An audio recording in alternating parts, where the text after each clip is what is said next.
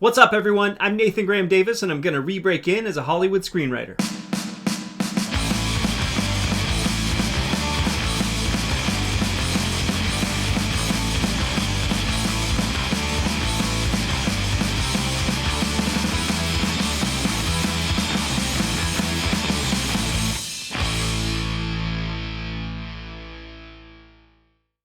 So it's episode 21, and it is week 24 of me actually doing this whole thing. Took a couple week break there, which was really, really good to just kind of spend more time on my script and get a little bit of a mental reset.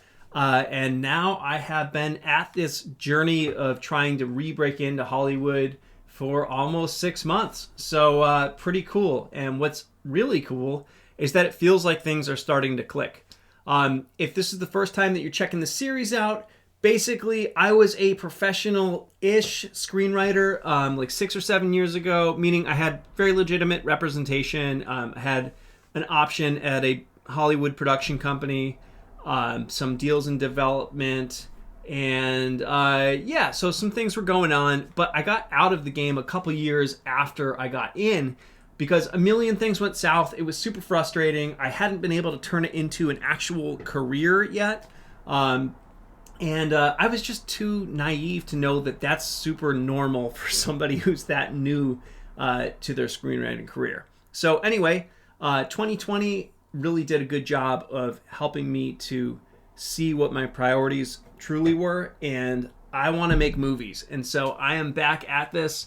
And I'm going hard, and I have been documenting pretty much every step of the way as I've been writing a new spec script and just trying to find a way to re-break in as a Hollywood screenwriter. So if you haven't subscribed yet, make sure that you do. There's a lot more really interesting content coming up. And on that note, I just finished the second draft of my new spec script, ÆTHER. I am really, really excited about this draft. It is way, way different. It is the most massive page one rewrite that I've ever done. It's like a completely new take on the same premise. I threw out 90% of what I had before. I mean, core elements of the original story are just gone and scrapped, and I have kind of built something new from the ground up. But it feels like a much more confident piece of writing, and I'm pumped to see what people think. So I've got it out to a few writers right now for notes. I will be doing an episode with a couple of them in a couple weeks, so make sure to keep an eye out for that. And we'll see what people think. I'm sure that they will have notes. There are always going to be notes, and this is still an early draft, so there might even be a couple macro ones. But I don't know. I don't think that they're going to be on the same scale that they were before. I do think that this is a more confident piece of writing, and I feel a lot better about it. So, we'll see what happens. Clint Jones, who was on episode 3, he and I are going to partner and try and make a movie. I'm going to be writing, he's going to be directing, we are both going to be producing, and the way that we are going about it is pretty innovative. So we're not talking too much about that yet, but I am pumped. On top of being ridiculously talented, Clint is just an awesome guy. He has this amazing attitude and work ethic and mindset, and so I could not be more excited to work with him. Seeing as we both have YouTube channels, I'm sure that we are going to be documenting this process as well in some way, so keep an eye out for that. That's going to be fun. Also, I can't talk about this one too much at all right now, but I connected with another really talented director, and it seems like he may hire me to write a treatment for him on an idea that he has. It's a really cool idea. I gave him a take on it. He liked my take. We have very similar backgrounds and sensibilities and tastes, and so that may end up working out. And that'll be my first paid screenwriting work in 6 or 7 years. So that's very exciting and validating that he's even considering that. So pretty cool. So anyway, things are clicking now, and I am just gonna keep on going full steam ahead. Excited to see what comes in the next 6 months. And I'm really excited to share this interview with Michael and Shawn Rasmussen with you, because these are a couple of guys who have written, directed, and produced a couple of their own features. But they've also written a script for The Ward, which was directed by John Carpenter, and then they just recently had major success with the movie Crawl, which you may have seen already yourselves. And that has just opened up some really incredible doors for them. And what I like about these guys is that they are just kind of living this ideal to me, which is they are finding ways to just make their own shit and carve their own path, but they're also playing the Hollywood game at the same time. And now it's all just kind of starting to come together. And it is a very exciting time for them, for sure. So glad to be able to have this conversation and check it out. You just did it again. I was like, oh, you're both there together. Look at that. Yes. Awesome. I was curious which one of you it was going to be, but we're doing it. We're making it easy. We're in the same screen. That's awesome. This is like a low tech, high tech thing. It's really good. How are you guys doing? Good. Well, we're good. So, from my perspective, and I know that you'll think this is funny. I'm sure you've got, big plans and there's all sorts of behind the scenes stuff. But from my perspective, you guys have this like ideal career because like you're living in Massachusetts and you're making big Hollywood movies, but you're also like making your own stuff by yourselves, your way, and controlling it at the same time. And that just, I don't know, it seems kind of perfect. So I'm really interested in learning about both of those things because they're kind of different. For sure. I'd love to know, how you, where it all came from and how you got into the screenwriting game as you have, but also what drove you to go and make these kind of low and micro budget features by yourselves. I'd love to say there was a plan. Yeah. There was no plan. We had no plan. There wasn't a plan. I mean, I went to school for film. So I studied at SMU in Dallas. And so I was his guinea pig. So Shawn was my actor in all of my student films. But he never really was that. He was a math major and a mechanical engineering major. So when he ended up getting a job up here in New England, in Boston. Well, first in Burlington and then in Boston. Okay. And I came up here to visit him. I'm like, this place is great. And I ended up getting sort of sucked into this area and started working in a kind of a cubicle type job, working in publishing. Kind of lost the urge to write for film, and then we were talking at some. When was this, by the way? Like a rough, timeline. 20 years. About 20 years ago. 20 years ago. Yeah, okay. I mean, I can actually pinpoint where it started. I mean, a lot of the what kind of reignited our interest was the Project Greenlight competitions that started around 2000, I think. Okay, cool. And I remember that. Yeah, for sure. Yeah, and so actually one of the first things we wrote together was sort of inspired by trying to kind of come up with an entry for that competition. Okay. Second season. But anyhow, Shawn came to me. He's like, "Hey, listen, I'm not fulfilled, and I'm not really getting much fulfillment in my cubicle job, and I wasn't either." And we're like, "Let's do something creative." So we wrote this contained thriller, which became this film called Long Distance. It was shot here. Okay. In Boston, there was a gentleman here that's he was a CEO at a pharma company, but he wanted to get into filmmaking. He'd gone back to BU just to get a film degree. Wow. And and he put up all of his money to make this. He found the script through this screenwriting group that we belong to here in Harvard Square Scriptwriters. I don't know if you ever heard about that group, but through that group, the script got into his hands. He decided he wanted to make it, put up all of his own money. Wow. And made it. So that's awesome. So is he the director of that one, or? No, he just produced it. It is funny because he was, I guess when you're a CEO of a pharma company, instead of doing a thesis film, you can actually go finance and make your own. And that's kind of what.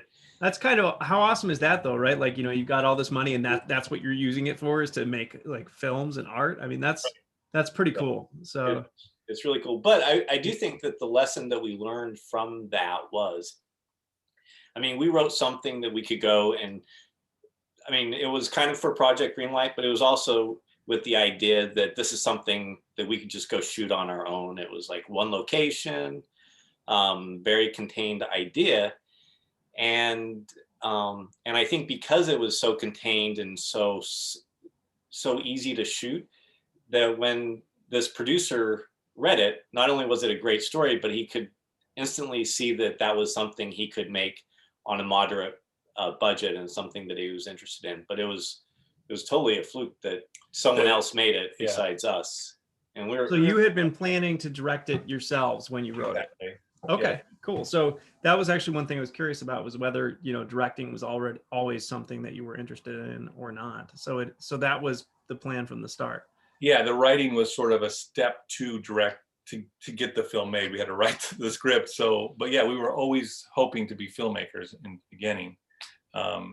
And as we get into it, you'll see that we continue to do that. So that film got into Tribeca, and based on its kind of festival, that it had some success at festivals, got us an agent in LA. We moved to LA from Boston, did that for 2 years, did the water bottle, the water bottle meetings and everything, and nothing was happening. We wrote a couple specs out there. Again, we're like, hey, we've lost track of what we've gotten into this for. So we wrote this little contained thriller that we decided to come back here and shoot, which was about a bunch of girls in a psychiatric ward. That was going to be the ward. Got back here, our agent said, let me just send this out one last time, see if I can maybe get some interest. And he gave it to the company that represents John Carpenter. John Carpenter on it. And we're like, okay, well, we'll let John make our script. Right. But each time we'd written a script that we had hoped to direct, and each time it had gotten picked up and then taken the second time by John Carpenter.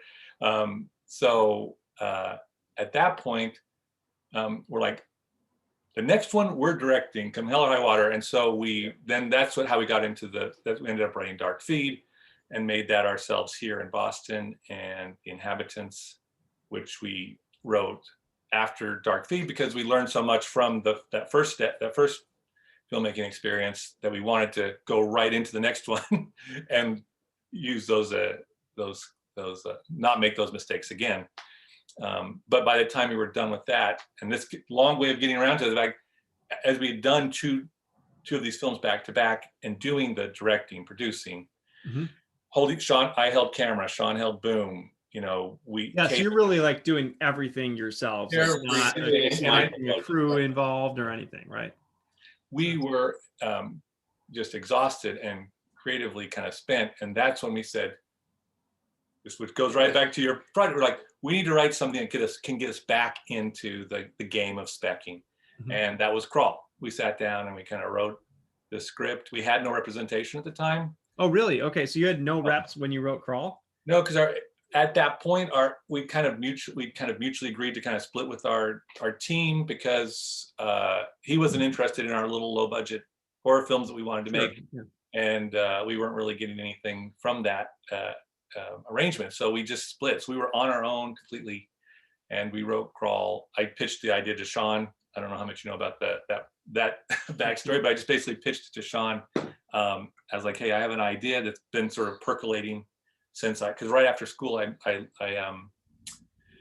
moved to Florida for 2 years, lived in Florida for 2 years. And I'd always, been kind of intrigued by the fact that everybody kind of peacefully coexists with it's pretty interesting creatures down there.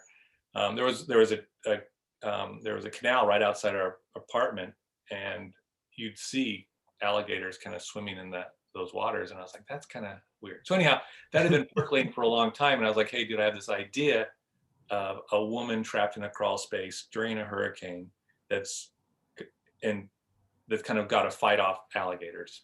And Shawn was like, we got to write that. We got to write that now, because if we don't, someone's going to. And that's how Crawl came to be. So Crawl was our re-entry script. Long way around it to say that we did do the same thing you're doing. That got us an agent. It got us the manager, who then got us an agent. And then they got it into Craig Flores, who got it to Alex Aja. And from there. And Sam Raimi. And Sam Raimi. Crawl really kind of developed a life of its own. It really took off and did some super cool things. That must have been so exciting to see that go. It was insane. It was totally insane. We did not expect. Again, we wrote it to be a very contained, very small kind of movie, much like The Ward and everything we'd written up to that point. We did not know it was going to be an almost $100 million summer movie. So yeah, we were really excited about that. So was it about 20 years from when you wrote that first script that was influenced by, or inspired by Project Greenlight to, Yeah. or at least to now, where you've got a hit movie out? It's been close to, I think close to it. I think Long Distance was 2005. Yeah, Long Distance got made in 2005. So Was that the first script that you wrote, was the Long Distance one, or did you write something before that? No, that was the first thing we wrote together. Wow, that's super cool. Yeah, and it went and we got really spoiled too. It went from draft to production in 4 months. So yeah, and it was I would say you got spoiled for sure. Right, and it was a pretty legit production.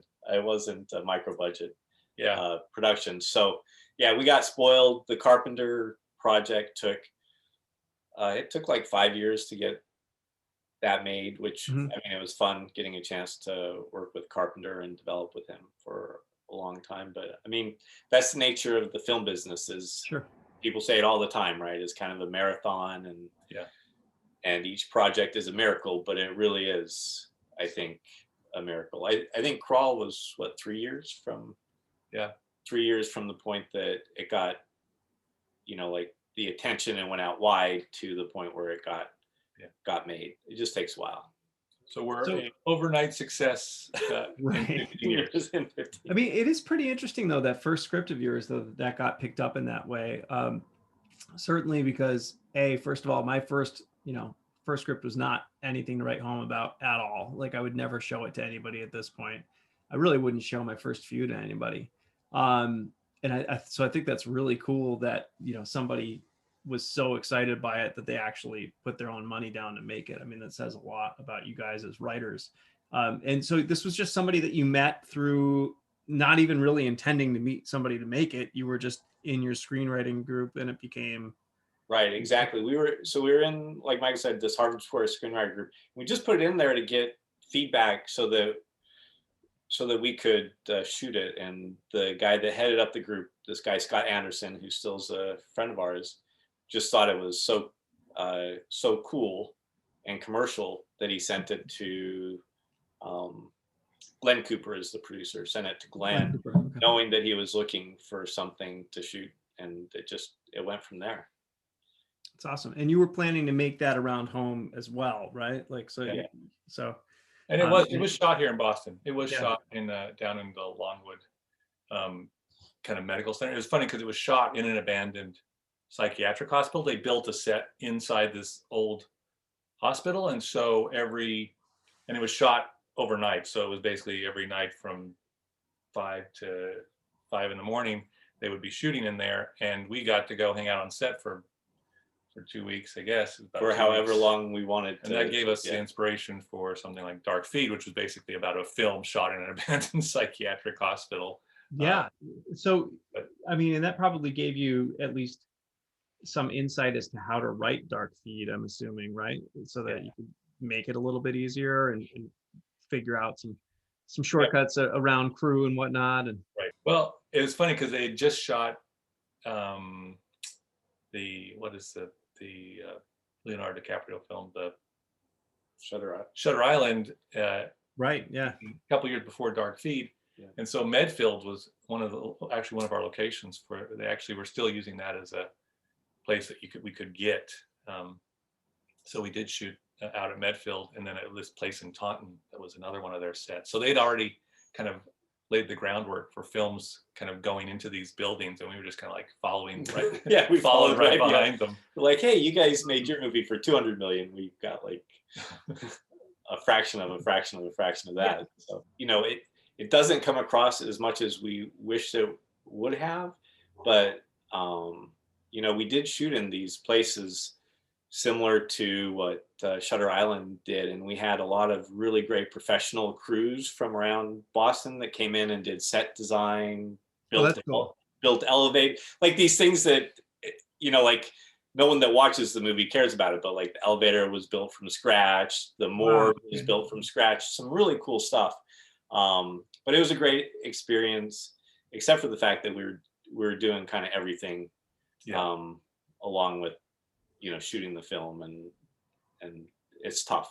It's really tough. Yeah, I imagine. And so like, what were the lessons that you learned from doing Dark Feed that you kind of took into the Inhabitants to, I don't know. I think Dark Feed had like 20 or 30 talking characters, like like they were That's all, a lot for a low budget it was feature. a lot of people. So the next one we had two lead, two actors.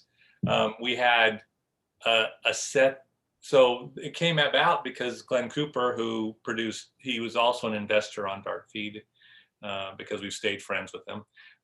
He's on that set. He was like, I own a haunted house. He's like, I have a house in, is it Weston? Wayland Or Wayland, that's was owned by the Reverend Parrish, whose daughter was one of the one of the accusers of the in the Salem witch trials.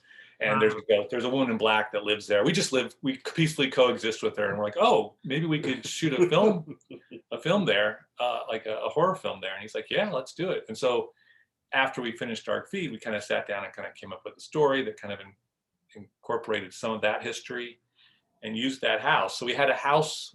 At that point we had our location, because that was, I would say, 50% of our pre-production was finding those locations, because it's hard to find a perfect insane asylum that looks as decayed as you want it to, but is safe to film in.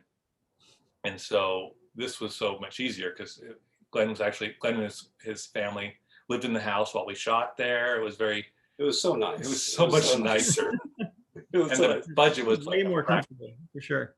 What's that? Sounds way more comfortable, for sure. Yeah, it was awesome. Yeah, because we had these 15 to 20 speaking parts for Dark Feed, but we also were like the transportation. I mean, like, we pick people up and drive down, like, the traffic driving down to Taunton from Boston every day. That sounds insane. Like, it was insane. So we were like 2 actors, 1 location that actually has running water and amenities. It was a lot. Yeah, I mean, I think that makes a lot of sense, is limiting the cast. I mean, that's, coming off of, we just released Cactus Jack. It was 2 actors basically, and in a shot in a basement, and it kind of developed from the same idea of like, what do we have to work with to build a movie out of, and so. Congrats, by the way. That's appreciate cool, getting your first feature. Yeah, I mean, this one, I had nothing to do on the creative side. It was just really kind of nuts and bolts type stuff, but was really happy to be part of it. But certainly, like, what I want to do is be making, my own movies that I'm writing, and maybe directing at some point. I don't know. Like, I had never gotten into it for that piece of it. I think when I first started, I was making some music videos and things like that and experimenting, but I really doubled down on the writing pretty early on, and still trying to make that work. But I enjoy being involved on the producing side, and plan to keep doing that. But it's just cool. It makes so much sense, like you're talking about with the Inhabitants, like, or anything that you've done, and like you start with what you have to work with nearby and kind of build out from that. So like with the Inhabitants, you've got this haunted house. So like, what was kind of your process of kind of building a story out of that? Like, did you just kind of sit down and just start hashing stuff out? Were you looking for other elements that you could bring into it, or? Well, the other aspect of the house is that it was used in the Underground Railroad during that era. So it had, in addition to a ghost, which I never saw, but Glenn convinced it was. A couple times things fell over, but I don't know. I don't know what happened. But it also had these hidden passages, so had hidden passageways where somebody could lurk behind it, and it looked like it could be a bed and breakfast, sort of a New England bed and breakfast. Like somebody could modify it to that, and so that was sort of our jumping off point. This couple like buys a haunted bed and breakfast, and from there it just kind of wrote itself, I think. And you reused like people that you had worked with in Dark Feed for the leads as well, right? So that's kind of cool. So yeah, I would say half of it was in Dark Feed, half of it was finding location, and then a good quarter of it was the casting process. We had open auditions, and I think we auditioned pretty much every actor in the area, and used a lot of BU kids in the end from Boston University. But we we didn't need to do that process on The Inhabitants because we'd worked with people that we liked and knew that they could tackle that part, and wrote the parts with those actors in mind. So it was actually kind of cool to kind of, when you know who's going to be playing that part, the voice kind of sort of is there. Yeah, that's super cool. So that was cool. Yeah. And that movie came together we didn't talk about the budget of that, but that was under 30, right? Yeah, before post, and then of course post. So quite a bit cheaper then. So for sure, but I mean that's what's amazing, right? Is like you can really put, like, if you've only got a couple people and you're keeping it to one location, you can actually make something really cool and make it look pretty good these days because technology is just so available and amazing. So for post, like, what did you kind of invest in there? I mean, I'm assuming like, you know, your standard like sound design and colorization and all of that, but yeah, we again, for the budget levels that we were working with, I mean, we got original scores written for both movies by a great composer here in Boston, and we did digital effects for Dark Feet, using a local visual effects house. But the sound design, the sound mix, again, all these really talented local people, they were so eager to support local film. There's like big budget movies being shot in Boston. Yeah, for sure. So. But I think they are all about like, hey, it'd be cool if there were more kind of like the Austin area or Atlanta, right? Like more local grown filmmakers, and things are being shot here by local people. So they were really supportive. The unions were really supportive in terms of, we were able to give people on our crew opportunities to do like the level up from what they used to do on the bigger movies, and give them experience. That's cool. Like doing, a different role. So it kind of boosts their resume a little bit for future work. That's cool. Yeah. Gives them experience for. Yeah, it's it really is a small kind of community here, like the filmmaking community. So like from those people that we met on the set of Long Distance, those guys were basically, when we came back, we're doing some of the Hollywood stuff here, and we were able to kind of pick their brains and kind of learn who the other up and comers were. It's such a Boston is such a small film community, so you kind of know everybody, and they're like, oh yeah, you can use so and so, he's available, he's not doing anything, he's great. And so that was really helpful. Yeah, that's awesome. Like most of my contacts are actually out in LA, but now that I'm kind of getting back into it, I mean, I think our intent is not to move out to LA anytime soon. It might happen at some point, but our kids are 7 and 10, and like this is a good area to raise them, and that works well for us. So also trying to find ways to connect with people out here is something that's interesting to me, because like I would love to be able to make some of my own stuff right here in Massachusetts, or in New England, at least somewhere that's within driving distance, right? And then maybe in an ideal world, supplement with actual screenplays, getting made at a Hollywood level once in a while too, just like you guys are doing. I mean, like I said, it just seems like an ideal mix, even if it doesn't necessarily look that way behind the scenes. Right. From my perspective, it's awesome. It wasn't our plan, by the way. I think we were surprised at how hard it is really hard to produce and make movies, but it was great.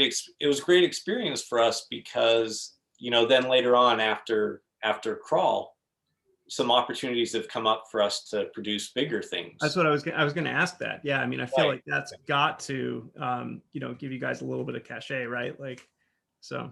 Right, it's hard to produce something bigger if you haven't shown that you've you can produced anything in the past. So I think it's a great thing that you've done with Cactus, Jack, and we're very fortunate that we did this with our 2 movies. And by the way, like, I'm still very proud for Dark Feed for being like a micro budget movie. I mean, it got distributed by Lionsgate. We sold it to Lionsgate, and and some other global distributors that were pretty. I mean, you should be super proud of that. I mean, it's really, really cool that you guys were able to get that done, and then continue, the momentum and do another one and keep it going. I'm curious, like, how long has it been that filmmaking has been, your primary gig? Because you moved out to LA a long time ago, right? Like, were you working other jobs in the meantime, or had you been able to leave that behind and focus on filmmaking entirely? We took some time off from corporate jobs Mhm. when we moved out to LA. But again, being in Boston is really cool. The startup scene Yep. is pretty big around here. I get a kick out of the startup world, and so I dabble. I mean, so we do that to just make sure that there's some money coming in case there are some dry spells. Mhm. I think it's fair to say that during the indie stuff that we were doing, I mean, that doesn't pay very well. Right. So Yeah. you're basically funding that whole process. So I was grinding away in front of Final Cut. Shawn was Right. Did you mention that you edited? So you edited the. Well, you were going to say what we did for post. I mean, we basically bought the Apple suite or whatever it was that had Final Cut, and After Effects was somehow in there. I don't know how. I think we bought that separately. But I basically self-taught myself Final Cut and After Effects and did the effects that way. I wouldn't advise to. Yeah, I mean, so Jay Thornton was actually doing the editing for Cactus Jack at first, and it was just such a chore on top of everything else that finally, we brought in our editor Freddie, he's amazing, and that was a place that was worth putting some money, because it takes a long time, it's a lot of work, and plus this movie especially, just lots and lots of quick cuts. So. Well, I think we've said that if we were to make another movie, I mean, we would just direct. Right. We would just direct and produce the rest, and actually have people doing the post. But out of necessity on those films. But I think if we had a legit, like a full budget, then you could afford to do that. I will say it's a good skill to have, though, knowing how to cut. Cut something together. I think as a screenwriter, I see a lot of people doing pitch reels and sizzle reels and stuff, and so it's a good skill to have. Just don't do it on a whole. Yeah, it seems like people are. So, are you? How involved in like that side of the Hollywood world are you? Like, how much like speccing and pitching have you done throughout this entire time? Have you had rewrite gigs and stuff like that as well, or has it been like really focusing on your own work the entire time? No, I mean, once we had Crawl kind of once Crawl was crawling along, like once we had a manager, which we're with Good Fear right now. Once we had a manager and an agency, we got a rewrite. I think it was right before, right?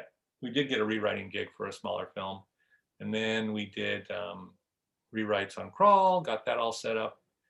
But we have been doing pitching, and we've gotten a couple of gigs, of those opener writing right things.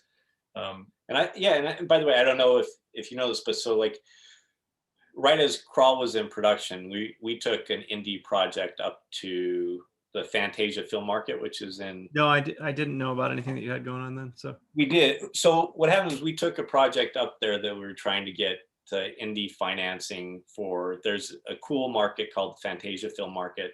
Hopefully, when COVID's over, it will open up again. It's great for genre projects, and we were up there with 13 other projects trying to get funding, and we saw a short film from these guys from the Netherlands called Meet Jimmy, and we were just blown away by this short. We were like, oh man, that is so freaking cool. And so we had a quick conversation with them at Fantasia, told them how we thought it was really great and that we felt like we could turn that into a feature. And about a week later, we had sold it to Paramount with awesome. Michael Bay, Platinum Dunes. I had no idea about any of this. Okay. Oh, yeah. And so that's one project that's been announced that we can chat about. So then we wrote the feature version of Meet Jimmy with the writer of the short film. And then the next year at Fantasia, we saw another film that blew us away from these Spanish filmmakers, Lucas and Angel, and called Bedtime Story. And we're like, that would be a effing awesome feature. And we sold that and are producing it with Sam Raimi and Craig Flores, who basically the Crawl team. We're working together and just So acting. You're producing on this one as well. Yeah, we're just acting as producers on that one. Cool. So what does that look like, producing on something at this scale after, producing on, lower and micro budget stuff for years and years? A lot easier. Yeah. Well, and it's very different because you can imagine, like, going out for open writing assignments. We've always been the ones pitching. Right. Yep. It's pretty interesting to be on the other side of the table and hearing pitches from some really outstanding and talented writers. That's cool. That was really fascinating and really. So you're kind of an incoming calls business all of a sudden, huh? Which is pretty amazing.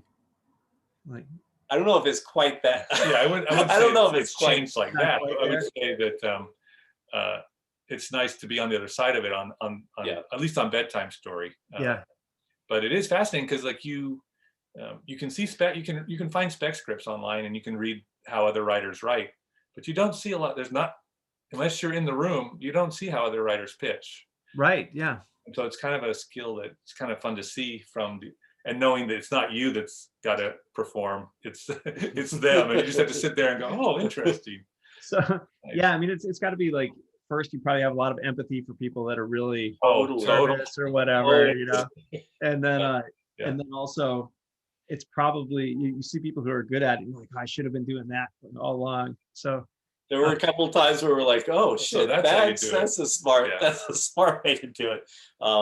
But it has been fun. But those two projects that we talked about, I mean, we hustled to get those. I mean, we found the shorts and we got them set up. So I wouldn't say it's all we do get incoming stuff, but we're always looking, and for us, it's really exciting to see these young filmmakers that clearly are super talented, and to give. I think it's changing a little bit given the circumstances that we're in, but the fact that studios are giving filmmakers opportunities to make a studio film off of a short film is pretty amazing when you think about it. And so it's kind of fun giving people those opportunities, because they seem so unbelievable even to us that they're out there. No, that's amazing that you're in the position where you can do that, for sure. So where are you looking to kind of take this? Like, I know that you said there was never a plan really to get to this point. So, do you have a plan going forward now, like based on the success that you've experienced off of Crawl? Do we? I don't know. It's hard to have a plan in the business, like, because things, like, for example, Crawl, going back to that Meet Jimmy thing, Crawl had just gone into production. There was an announcement for it as we were driving up to Fantasia. We had written a spec for our managers that didn't really go anywhere. There wasn't a lot of excitement about it. So we kind of were like discouraged. We had this project that we went up there with that we were excited about, that was about a kind of a cursed 8-bit game that we thought we were really excited about. But once we got up there wasn't a lot of interest in that. So we came back, we're like, hey, and we were just talking to our managers, like, hey, we found this short up there. We think it's really cool. And they're like, well, let me see it. And we're like, by the way, I think it really could be, if you let us write it, I think it could be a really good feature. And we talked to them, they saw it, they're like, holy shit, guys. And suddenly, like, then the heat starts up. And then it's like in 2 days, 3 days, we're like pitching to Sam Raimi's company and to Platinum Dunes and stuff. And it totally changed our projection, our trajectory of whatever we were doing. And then the next year we went, the next year we were out in LA. What were we out there for? We were pitching something, or were we just there for something? I forget what it was, but we're like, hey, we just saw this this short film at Fantasia. We had luck last year. What do you guys think about it? We got on the phone with these filmmakers. They were really talented, we could tell. And then we were at, again, it's hard to have a plan when things can just change like that. Yeah. So Yeah. um, It is funny how things go like that. Like sometimes just, everything moves so slowly until it doesn't. And then it just, exactly. just come together really, really fast. Right. Well, and by the way, like, and it's not lost on us. I mean, when John Carpenter made The Ward, we were like, oh my God, there we go. That's it. That's good enough for us. It's all downhill. Yeah, It's all downhill. John Carpenter making one of our films that is insane, and then Crawl working with Aja and Raimi. It's like, holy cow. And Craig Flores. We always want to say Craig Flores because he's not the big name known, but he's the producer that pulled all these things together. Yeah. And we're like, and the movie exceeded anything we could have possibly imagined. I mean, it's mind-blowing. It's such an amazing job that, yeah. It wasn't like it just opened big or anything and then did it, but it just kept going. Like you kept hearing about it over and over and over again, which was really cool. Yeah, no, it was really cool. Especially when like Quentin, I don't know if you saw that, but like Quentin Tarantino said it was. I think I remember seeing one of you post something about like, that. What?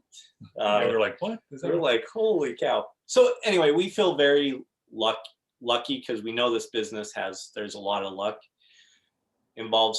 So we're pretty content, and we're just gonna see what. Yeah, do the work. Just do the work. We're writing some specs. We're adapting another short right now for another filmmaker who's really talented. Talented kid. I'm sure that will be announced soon. But and then we're actually always have our ear to the ground for the next short that might be something that could be adapted.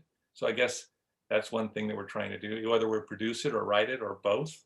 So so short films are really, you're investing a lot of energy in just looking at those, huh? That's pretty cool.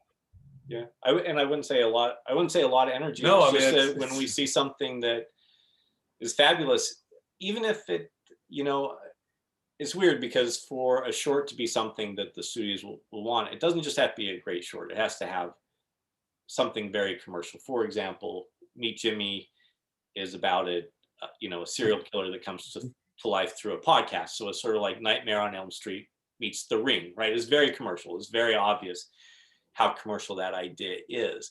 But when we see a short film and we think that the filmmakers are talented, we just want to talk to the filmmakers. We know how hard, you know what I mean? We know how hard it is to do that stuff. So just getting a chance to meet them and tell them they did a great job. Something might come out of that. There's a lot of short filmmakers that we, in this process, have kind of seen and talked to and have been sort of tracking, and then they have suddenly these huge.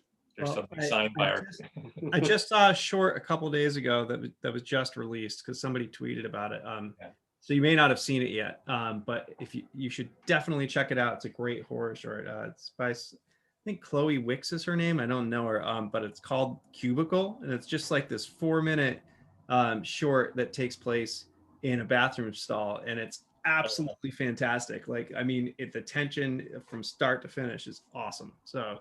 Where did you see it? Somebody tweeted it, or somebody that I follow retweeted it, but it had only been I don't think it's been seen much. I think when I looked at it, there were like 30 retweets or something, so it's not that's pretty good. 30 retweets. But yeah, we'll definitely check it. We're always. I want to say it's Chloe Wicks, but anyway, it was really, really cool. So it is funny because now I think we were very lucky to kind of do that early on. I think now everybody's got their, ear to the ground. There's Alter and Gunpowder and Sky, and everybody's got their kind of ears out for the next short. So by the time it gets online now, it's usually either snapped up. If it's good, those rights are already gone. So when you tell me that, I'm like, all right, we'll check it out. But we'll check it out. Yeah, I think it was 2 or 3 days ago when it showed up. So okay. Yeah, check it out. Why not? But I mean, I think these things come and go in phases, don't they? Right? Like graphic novels were the huge thing for a long time. And I feel like we don't see that as often now. It still happens, but not in the same way. So, I mean, there was a while where writers, agents and managers were encouraging them to go back and take their spec script and turn it into a graphic novel so that they could then sell it. I mean, it was just that hot, Yeah. And by the way, I think that to that point, I think the short the shorts are kind of cooling off just because of the predicament we're in right now. Oh yeah, I mean, absolutely. That's You know what I definitely mean? Now it's sort of like, hey, let's focus. You know, there's a renewed focus on, you know, established filmmakers and established packages, and you know, yeah, right. and It's a hopefully that perfect will time for open me to up. try it and break back into it. Totally, So, totally. I yeah. would say there's like another medium though. I think is podcasts are really the new way. Yeah. I think. Yeah, those are huge. And short stories now, like I heard that, and I just even if wrote it's like in 40 of them Medium or in this something. interim. So like I've got a bunch of short stories. I've been thinking maybe I should try and do something with some of those, but There you go. um, Just yeah. publish them. And Yeah, I was just doing online. that for me mostly, but it was really fun, and some of them are cinematic, not all of them. I mean, part of it was the ability to explore storytelling in a way that wasn't necessarily cinematic and just do something entirely different. So that was fun too. But some of them definitely would work for the medium. There's no question. There's But definitely a focus on IP, however you get it. That yeah. there's like whether it's a short story or a short film or a podcast or an article or something.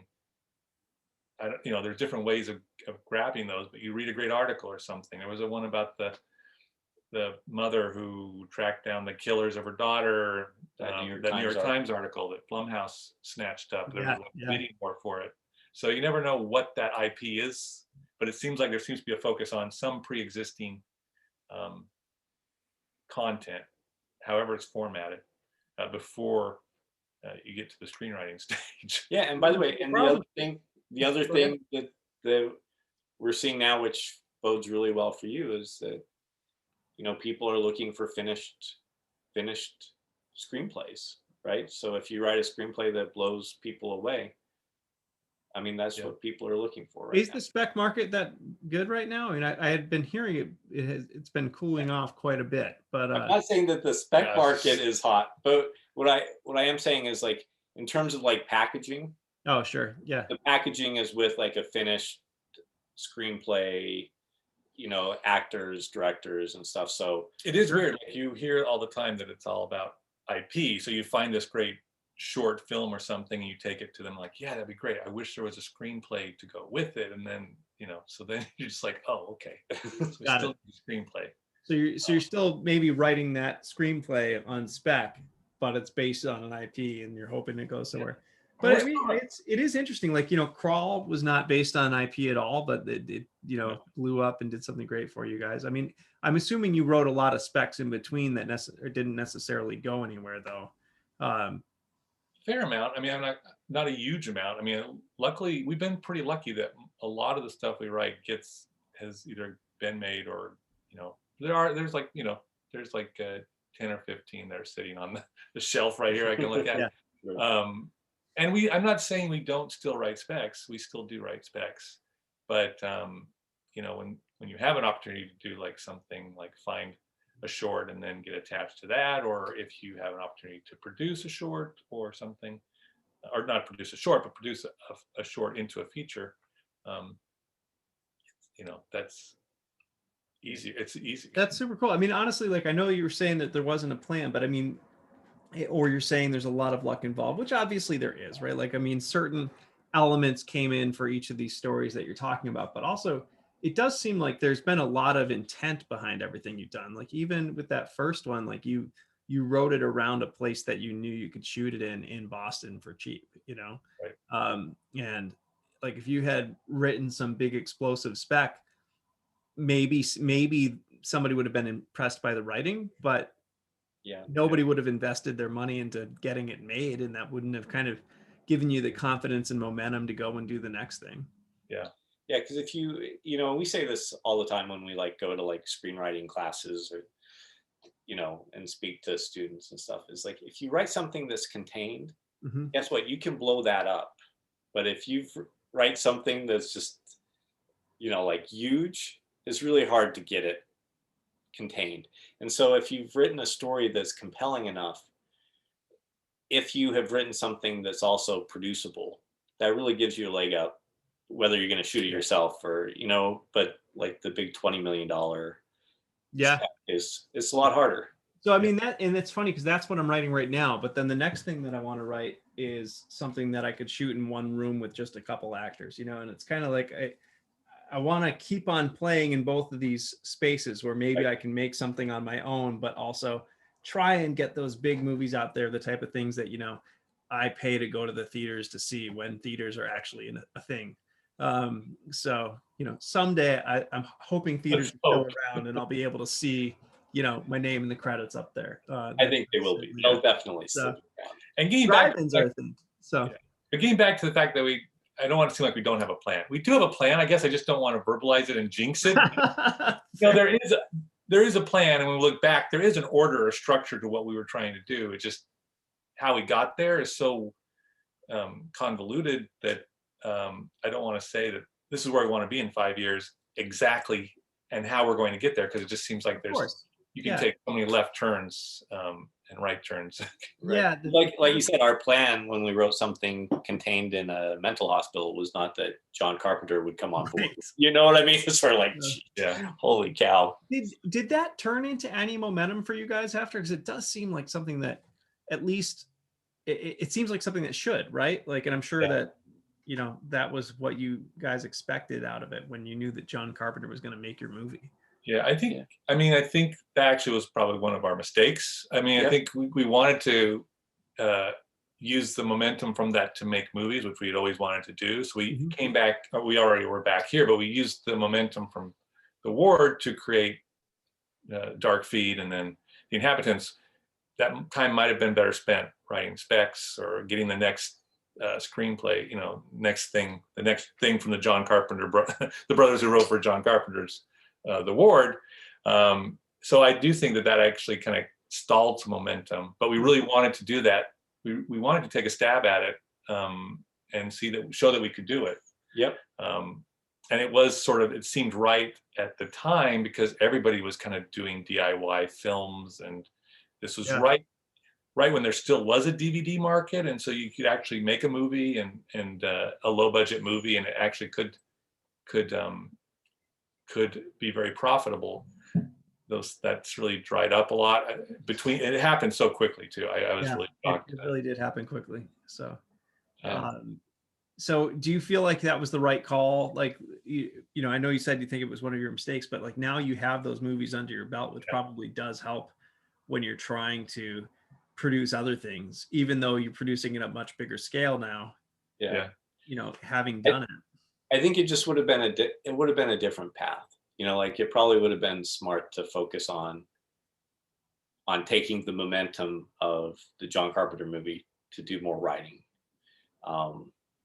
But we really wanted to. But then we would have always had that itch that we never scratched, and then we would have never known. Well, gee, we would probably be looking back on it now and going, gee, we never made those movies. Why didn't we try it at least once? And would Crawl have come out of that process eventually? I don't know. I think it kind of took us getting so burned out and frustrated, not frustrated, but burned out on making movies ourselves, that we're like, we've got to write something that's a slam dunk or else. But I think that's where it is. Like, that's why you really have to kind of enjoy the process and just be content with however it is that you do it. I mean, you know, we probably wouldn't have changed anything. I'm sure there are things we could have done better, but we've been extremely lucky. So it is interesting, because that's the question a lot of filmmakers never answer, is like, hey, I'm a starting filmmaker, how do I make it? And it's sort of like every path is just, in this business is so unique. There's just no one path at all, which is what I'm, you know, I kind of always knew that, but in doing all these interviews, it's kind of really been reinforced. I mean, you know, you kind of, like, if you read the books or whatever and are trying to get into this game, you learn, like, you write a spec and then you send queries on it, and then you know, get a manager, and then, you know, you go to the water bottle tour, and that's kind of that traditional route, right? And like win a contest, I don't know. Right. And I kind of actually did that traditional route the first time, and it sort of worked. Like, I did break in with a query letter to a manager, and we did option that script, and that did turn into a water bottle tour, but it never turned into enough momentum where I was able to kind of make a career out of it, you know? Right. And so now I'm like trying a few different things and just seeing what works, because you know, that's the ideal, right? Is to actually turn this into my career and be able to invest all of that time into making movies. So yeah, it's like I think it's super cool that you guys have done all that. And I love that you went and made your own stuff. Like there was a long gap between when you went to film school and made your first movie though, right? Like coming back to that and being like, okay, I'm going to be a director now. Like what was that learning curve like when you just kind of jumped headfirst into that? It was starting from zero. I mean, when not to date myself, but when I was in film school, we were cutting film. Like we would cut film with a guillotine and tape it together, and that would be how you made your movie. I'd never used inline editing software or anything like that. That was all anything. So so the first day on set, I was like, I turned to my DP, like, what do I do? And he's like, call action. I'm like, okay, action. But it really was. I was rusty. I mean, and things had changed so much. But it's worth the irony is that to get ready to make our first feature, we did do a short film. Now that it's kind of circled back to like, yeah, that is interesting. Doing shorts, we did a short film. We saw, what you can do with this new technology, and it really gave us the confidence that we could do it. And I think it's important. I mean, there really is no excuse nowadays for not being able to go out and make something on your own. I mean, hundreds of millions of people are doing that every day on TikTok, and it's sort of like, again, the narrative feature and the story stuff is something that I think takes a tremendous amount of skill. But if you want to make content, there's nothing holding you back anymore, which is kind of exciting. I completely agree. Taking it back to Twitter, something came up just today where and this one was really making the rounds, was somebody kind of complaining about this, people perpetuating the myth that you could go and make a movie on an iPhone for $30,000. And they were complaining about this. And I responded because I was like, we literally just did this for $25K.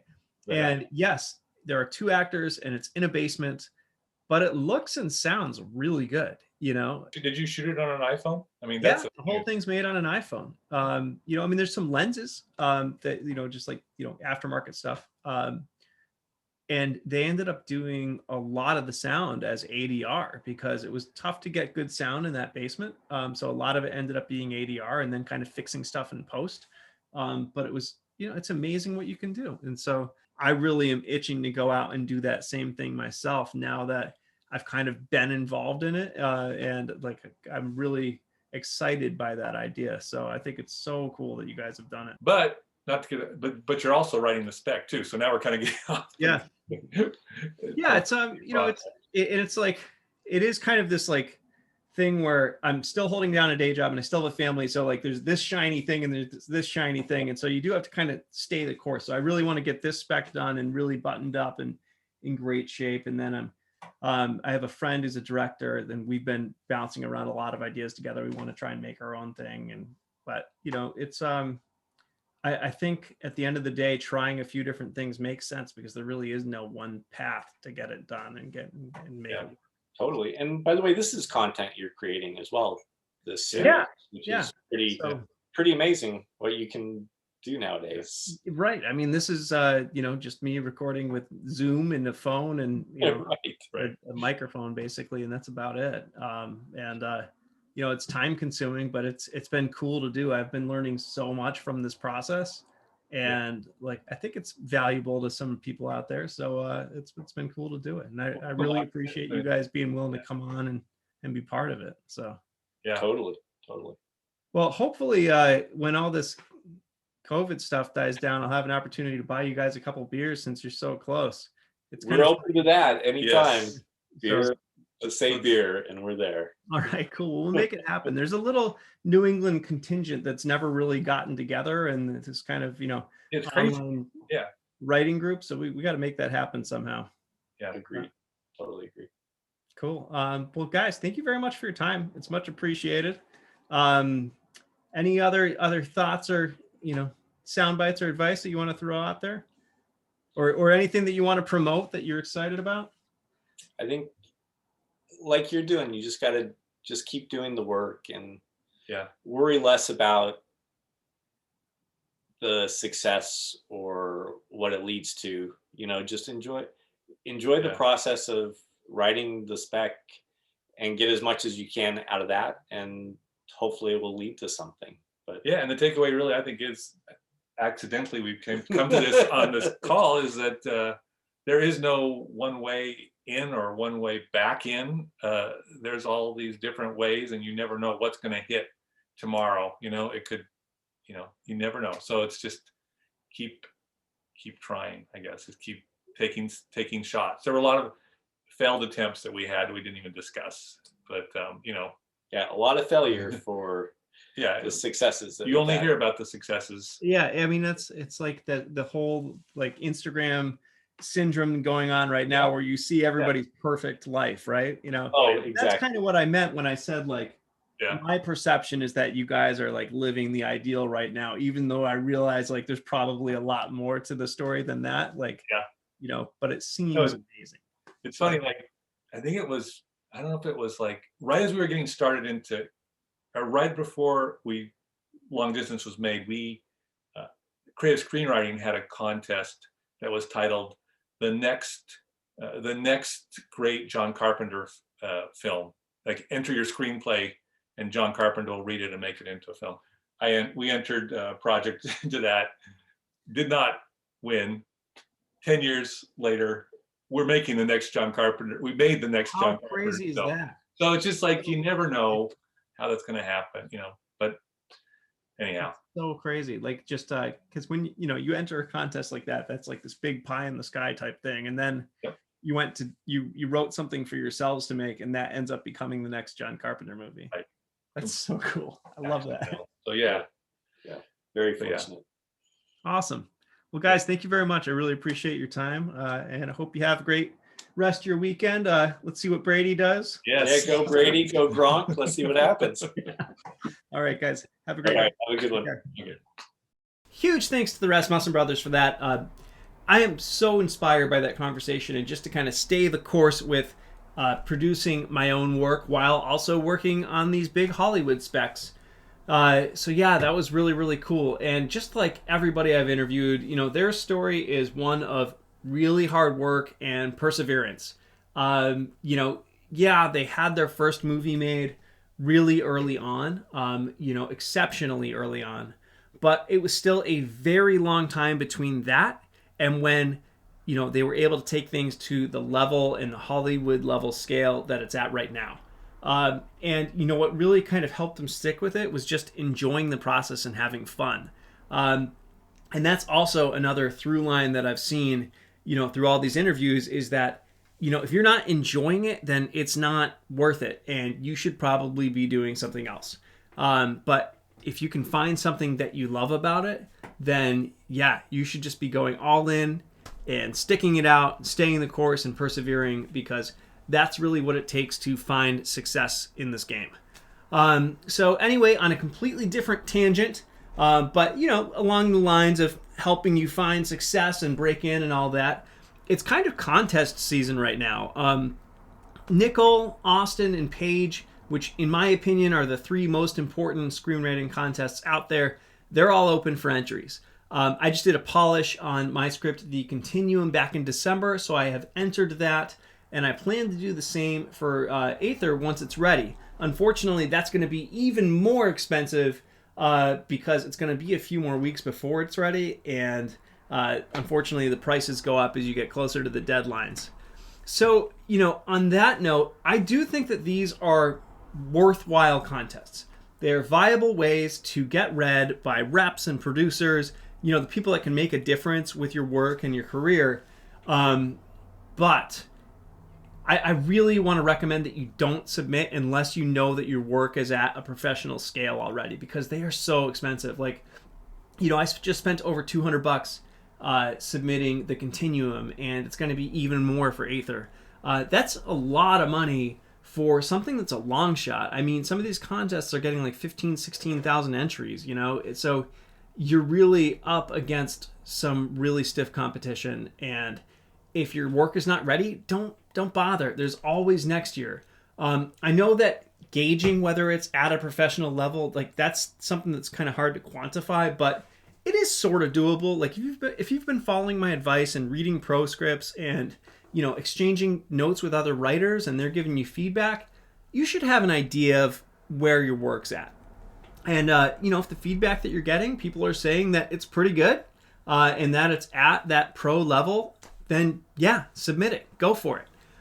If it's not, hold off, because just like I was talking about with the brothers, there are a million paths in, and you don't need the 2021 contest season to make or break your career. So save your money, use it elsewhere, and you'll be glad that you did.